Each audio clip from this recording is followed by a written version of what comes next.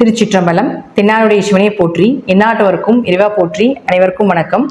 தனுசு ராசிக்குண்டான மார்ச் மாத பலன்களை பத்தி பார்க்கலாம். தனுசு ராசியை பொறுத்த வரைக்கும் உங்க ராசி அதிபதியே குரு தான். அவர் 6ஆம் வீட்டில் இருக்கிற வரைக்கும் கொஞ்சம் உங்களுக்கு பணம் சார்ந்த விஷயங்கள் கிடைத்தாலும், ஏன்னா குரு 2ஆம் பார்வையை பார்க்கிறப்ப பணம் காசு லாபத்துக்கெல்லாம் குறைவில்லாம தொழிலை கொடுத்தாலும் கூட கொஞ்சம் பெயர்ப்புகளை குறைச்சிருப்பாரு, இதெல்லாம் பண்ணி கொடுத்துருப்பாரு. இப்ப அடுத்தது பாருங்க, சனி பகவானும் மார்ச் 29ஆம் தேதி 4ஆம் வீட்டுக்கு போறார். பொதுவா 4இல் சனி வரக்கூடிய காலகட்டங்கள் அர்த்தாஷ்டம சனி அப்படின்னு நம்ம சொல்லுவோம். அர்த்தாஷ்டம சனி அப்படிங்கிறது வீடு மனை சொத்து சுகங்கள் வண்டி வாகன யோகங்கள் இதெல்லாமே கெடுத்து மறுபடி கொடுக்கும். எதெல்லாம் உங்களுக்கு வரணும்னு இருக்குமோ அதெல்லாம் சனி வரக்கூடிய காலத்துல கண்டிப்பா கொடுத்தே தீர்வார். ஆனா அதற்கு முன்னாடி அதற்கு அனுபவங்களையும் அதற்குண்டான கொஞ்சம் மன வலிகளையும் கொடுத்து பின்பு கொடுப்பார் அப்படிங்கிறது தான் உண்மை. உங்க ஆரோக்கியத்திலும் தாயினுடைய ஆரோக்கியத்திலும் கொஞ்சம் கவனமாக இருந்துக்கோங்க அப்படிங்கிறத முற்றிலும் உண்மை. அடுத்தது பாருங்க, செவ்வாய். இந்த செவ்வாய் அப்படின்னு சொல்லக்கூடிய ஒரு 5 மற்றும் 12ஆம் அதிபதியான செவ்வாய் இப்ப இருக்கக்கூடிய வீடு ராசிக்கு 7ஆம் வீட்டுல இருக்கார். 5 கூடையவர் 7ஆம் வீட்டில் இருந்தால் கண்டிப்பாக குழந்தை பிராப்தம் உண்டு. நல்ல திருமண வரன் அமைந்து வருவது, எதிர்பார்த்த வரன்கள் தேடி வர்றதுக்கு உண்டான வாய்ப்புகள் இதெல்லாமே ஏற்படுத்தி கொடுத்துருவார். 5, 7 குலதெய்வத்தினுடைய அனுகிரகம் நல்லா இருக்கும். மேக்சிமம் இந்த காலகட்டங்கள்ல மேரேஜ் செய்யறவங்கலாம் பார்த்துட்டீங்கன்னா குலதெய்வ கோயில செய்வாங்க. இது போல அமைப்பெல்லாம் கொடுத்துரும். அதே போல 12ஆம் அதிபதி 7ல இருக்கிறதுனால வெளியூர் வெளிநாடு பயணங்கள், கணவர் மனைவி விட்டு வெளியே எங்காவது போலான் இருக்கீங்க, அல்லது வெளிநாட்டில் ஏதாவது வேலைக்காக ட்ரை பண்ணிட்டு இருக்கீங்க, இப்படிலாம் இருந்தாலும் இந்த மாதத்தை பயன்படுத்தி கொள்ளுங்கள். அது உங்களுக்கு சிறப்பாக இருக்கக்கூடிய அமைப்பை கொடுக்கும். ஏன்னா 12-7 தொடர்பு ஏற்பட்டால் கொஞ்சம் பயணங்கள் அதிகமா இருக்கும். கணவன் மனைவிக்கு கொஞ்சம் சிறு சிறு விரிசல்கள் வரும் அப்படிங்கிற அமைப்பும் கொடுக்குது. ஏன்னா 12ஆம் இடங்கிறது அந்யூன்யம்னு சொல்றோம். அப்ப அவர் 7ஆம் இடத்துக்கு போகும்போது கொஞ்சம் அந்யூன்ய குறைபாடுகளும் ஏற்படும் அப்படிங்கிறத எடுத்துக்கலாம். அடுத்தது சுக்கிரன். இந்த சுக்கிரன் யாரு? 6 மற்றும் 11ஆம் அதிபதி. இந்த 6ஆம் அதிபதியான சுக்கிரன் கடந்த காலத்துல பார்த்துட்டீங்கன்னா உங்களுக்கு தனுசு ராசிக்கு 4ஆம் வீட்டுல மனம் செயல் அப்படின்னு சொல்லக்கூடிய 4ஆம் வீட்டுல இருந்து கொஞ்சம் மனசுல அலைபாஞ்சிட்டு இருக்கிறது, ஒரு நல்ல சந்தோஷமான ஒரு நிகழ்ச்சி, வீடு மனை சொத்து சுகங்கள் வாங்கினது இதெல்லாம் ஏதாவது கொடுத்துட்டு இருந்தாலும் கூட இப்ப அவர் வக்ரம் ஆகிறார். சோ நம்மளுக்கு ஜோதிட ரூல்ஸ் என்னன்னா, ஒரு உச்சம் பெற்ற கிரகம் வக்ரகதி இருந்தால் நீச பலனை அடையும் அர்த்தம். அப்போ சுக்கிரன் உச்சமாகி இப்ப வக்ரம் பெறுகிறார்.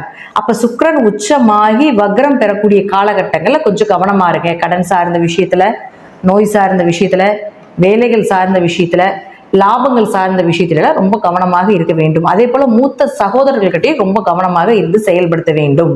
ஏன் அப்படின்னு பார்த்துட்டீங்கன்னா, ஒரு கிரகம் நீசம் பெறும்பொழுது அதனுடைய தன்மைகளை இழக்கும், அதனுடைய ஒளிகளை இழக்கும். அந்த இடத்துல பெயர் புகழ் இருக்காது, அந்த இடத்துல உங்களுக்கு உண்டான விஷயங்கள் நடக்காது அப்படிங்கிறது அமைப்பு. அப்ப சுக்கிரனுக்கு உண்டான விஷயங்கள் எல்லாமே இதுதான். இப்ப நான் சொன்னதா கடன், நோய், வழக்கு, வேலையில பிரச்சனை, லாபங்கள் அதிகமா வராம இருக்குது, இதெல்லாம் தான் சுக்கிரன் உங்க ஜாதகத்துல அந்த பொறுப்பு வாங்கியிருக்காரு. அப்போ அதெல்லாமே குறையறதுக்கு உண்டான வாய்ப்புகளை தான் கொடுப்பார். அப்ப ராகுவோட சேர்ந்து காம்பினேஷன் ஆகும் பொழுது இயற்கையாக நம்ம முதலே சொல்லி இப்ப சுக்கிரன் ராகு சேர்க்க இது ஒரு பெண் சாபத்தை கொடுக்கக்கூடியது. ஆண்களாக இருந்தாலும் பெண்கள்கிட்டையும், பெண்களாக இருந்தாலும் ஆண்கள்கிட்டையும் கொஞ்சம் கவனமாக இருந்து செயல்படுத்திக்கோங்க அப்படிங்கிறத நம்ம சொல்லியிருப்போம். அதே போல பாருங்க, அடுத்தது புதன். இந்த புதன் யாரு? உங்களுடைய ஜாதகத்துக்கு 7 மற்றும் 10ஆம் அதிபதி. உங்களுடைய திருமண வாழ்க்கை, உங்களுடைய கணவர் மனைவி, அதே போல தொழில் இதெல்லாமே புதன் தான் கொடுக்க போறார். அப்ப அந்த புதனும் பாருங்க 4ஆம் இடத்துல நீசமாயிட்டு இருந்தார். இப்போ 15ஆம் தேதிக்கு மேல வக்ரம் ஆகிறார். சோ புதன் அப்படின்னு சொல்லக்கூடியவர் நீசமாகி, ஒரு நீசம் பெற்ற கிரகம் வக்ரமால் உச்சமாகும். அப்ப 15ஆம் தேதிக்கு மேல தொழில், திருமணம், எதிர்பார்த்த வரன் கிடைப்பது இதெல்லாம் உங்க ஜாதகத்துல புதன் வக்ரமாக இருந்தால் கண்டிப்பாக நடந்தே தீரும். பொதுவாகவே நடக்கும்.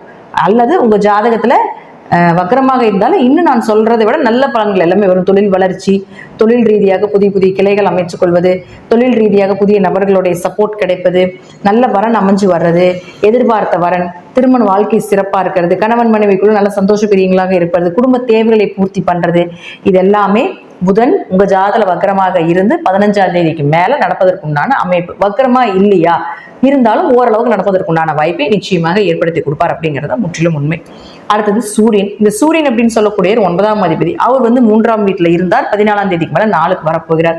3ஆம் வீட்டுல கைப்பகுதியில் இருக்கும்பொழுது தந்தை மூலமாக பண வரவு ஏதாவது கிடைச்சாலும் கூட அடுத்தது உங்களுடைய நல்ல நல்ல விஷயங்கள் எல்லாமே 14ஆம் தேதிக்கு மேல வைத்துக் கொள்வது நல்லது. ஏன்னா 4ஆம் வீட்டுக்கு போறார். அப்ப 4ஆம் வீட்டுக்கு 9ஆம் அதிபதி 4க்கு போனாலே தந்தையினுடைய பூர்வீக சொத்து, தந்தை வழியிலிருந்து வரக்கூடிய பண வரவு, அவர்கள் மூலமாக ஒரு உதவிகள் இதெல்லாமே கண்டிப்பா நடந்தே தீரும். அதனால உங்களுடைய தந்தை சார்ந்தது, உயர்கல்வி சார்ந்தது, ஒரு பணவரவு, ஒரு சுப நிகழ்ச்சிகள் இதெல்லாம் நடக்கணும் அப்படின்னா 14ஆம் தேதிக்கு மேல உங்களுடைய பிளானிங் பண்ணும்போது நிச்சயமாக நடக்கும். அதே போல ஜாதகத்துல பாத்துக்கோங்க, இந்த புதன் ராகு சேர்க்கை அப்படிங்கிறது அவ்வளோ ஒரு சிறப்பான சேர்க்கை கிடையாது. யாருடைய ஜாதகத்துல புதனும் ராகும் ஒரு ஜாதகத்துல சேர்ந்திருக்கோ அவங்களுக்கு படிப்பு தடை ஏற்படும். படித்தாலும் படிப்புக்குண்டான வேலை கிடைக்காது, அப்படியே கிடைத்தாலும் அதில் உண்டான ஒரு நல்ல வருமானம் இருப்பதற்கு வாய்ப்பு ரொம்ப குறைவு. இதுதான் புதன் ராகு சேர்க்கை.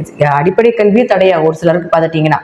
அப்போ உங்க ஜாதகத்திலேயோ உங்க குழந்தைகள் ஜாதகத்திலேயோ புதன் ராகு சேர்க்கை இருந்து இப்போ அந்த கிரக சூழல் நடக்கிறதுனால குழந்தைகளோட படிப்புல கொஞ்சம் கவனமா இருந்துக்கோங்க. அதே போல சுக்கிரன் ராகு ஜாதகத்துல சேர்க்கையா இருக்கு, திரிகோணத்துல இருக்கு அப்படின்னாலும் கூட கொஞ்சம் பெண்களாக இருந்தால் ஆண்களிடமும், ஆண்களாக இருந்தால் பெண்களிடமும் கவனமா வக்கரமாயிட்டார், நீசமாயிட்டார். அதனால கொஞ்சம் கவனமா, இன்னும் கவனமா இருந்துக்கணும். தேவையில்லாத பழிபாவத்துக்கு ஆளாக வேண்டியது வரும். அடுத்தது அதே போல பாருங்க, சூரியனும் சனி சேர போறார் ராகுவோட சேர்ந்து. அப்ப சூரியன் ராகு சேர்க்கை கடுமையான பித்ருவழி தோஷத்தை சொல்லும். தந்தை வழி உதவிகள் இருக்காதுன்னா தந்தை ரொம்ப டல்லா இருப்பாரு, தந்தைனால எந்த பிரயோஜனமும் கிடையாது. அல்லது தந்தை ரொம்ப அதிகாரம் தந்தை கூட இருக்க முடியாது உங்களால. அதான் இந்த சூரியன் ராகு சேர்க்கை. அது சூரியன் சனியும் அப்படித்தான், ஒரு இடத்துலயாவது இருந்துக்கலாம். ஆனா தந்தைக்கு உங்களுக்கு பேச்சுவார்த்தையில, கேரக்டர் வைஸ்ல எதுலையுமே ஒத்தே வராது. இப்ப இது எல்லா கிரக சேர்க்கையும் சேரப்போகுது, ஒட்டுக்க சேரப்போது 4ஆம் இடத்துல மனம்னு சொல்லக்கூடிய இடத்துல சேரப்போறாரு. அப்ப இதுல நீங்க ரொம்ப கவனமா இருந்துக்கணும். மனசை குலைக்கக்கூடிய நிறைய விஷயங்கள் நடக்கும். அதே போல புதன் சனி சேர்க்கையெல்லாம் பாத்தீங்கன்னா புள்ளி விவரமா கணக்கு போடுவாங்க, எந்த இடத்துல எந்த நேரத்துல என்ன செய்யணும். இப்போ 1998 என்ன நடந்துச்சு, 50 என்ன நடந்துச்சு, அது என்ன நடந்துச்சுன்னா யோசிச்சு சொல்றாங்க இல்லைங்களா. அது எல்லாமே இந்த புதனும் சனியும் சேர்க்கை இருந்தா தான் அவங்களுக்கு அந்த ஞாபக சக்தி இருக்கும். ஸோ அப்படியெல்லாம் அவங்க ஜாதகத்துல இருக்கு அப்படின்னாலும் கூட இந்த காம்பினேஷன் வரப்போகுது இந்த காலகட்டங்கள். அது உங்களுக்கு 4ஆம் இடத்துல வரும் பொழுது, ஸோ புதன் சனி நல்ல காம்பினேஷன் இருந்தாலும் கூட இவ்வளவு திறமைகள் இருந்தால் வெளியே தெரிய மாட்டாங்க, பிரபலம் அடைய மாட்டாங்க. ஸோ இப்போ இந்த கிரக சேர்க்கைகள் 5 கூட்டு கிரக சேர்க்கைகள் இந்த மாதம் நிகழப் போகுது. ஸோ எல்லாருமே கொஞ்சம் கவனமா இருந்துக்கும். அது தனுசு ராசியை பொறுத்த வரைக்கும் பார்த்தீங்கன்னா, மனம் சார்ந்த விஷயத்துல, ஆரோக்கியம் சார்ந்த விஷயத்துல, உடல் சார்ந்த விஷயத்துல, தாயினுடைய ஆரோக்கியம் சார்ந்த விஷயத்துல, வீடோ சொத்துக்களோ ஏதாவது விற்கிறது குடிக்கிறது இது எல்லாமே கொஞ்சம் கவனமா இருக்கணும். ஏன்னா ராகுங்கிறது திருட்டுத்தனம்னு சொல்றோம். அப்ப ராகு ஏமாற்று குணம் உண்டுன்னு சொல்லுவோம். அப்ப சனி ராகு சேர்க்கை இருக்குது அப்படின்னா தொழில மேல உச்சத்துல போய் கீழே இறங்கி விட்டுரும், நல்ல ஆசையை காட்டி ஒண்ணுமேலேன்னு காட்டிட்டு போயிடும். அப்ப இதெல்லாமே உங்க ஜாதகத்துல இருக்கு, இந்த காம்பினேஷன் இருந்ததுன்னா எந்த விஷயம் பண்ணீங்களோ கொஞ்சம் கவனமா பண்ணுங்க அப்படிங்கிறதா நான் இப்போ இந்த வீடியோ மூலம் உங்களுக்கு நான் சொல்லிக்கிறேன். ஸோ தனுசு ராசியை பொறுத்த வரைக்கும் பார்த்தீங்கன்னா இந்த மாதம் இது சார்ந்த 4ஆம் இடத்தை சார்ந்த விஷயத்த நான் சொல்லியிருக்கேன், அதில் மட்டும் கவனமா இருங்க. மற்றபடி திருமணம், தொழில் ரீதியான ஒரு வளர்ச்சி, பணவரவு இதெல்லாம் குறைவில்லாமல் இருக்கும் அப்படிங்கிறதுல மாற்றம் கிடையாது. நன்றி. நீங்கள் ஒரு நல்ல பதிவில் சந்திக்கலாம். திருச்சிற்றம்பலம், தில்லையம்பலம், ஸ்ரீ நரசிம்ம திருவிழி சரணம்.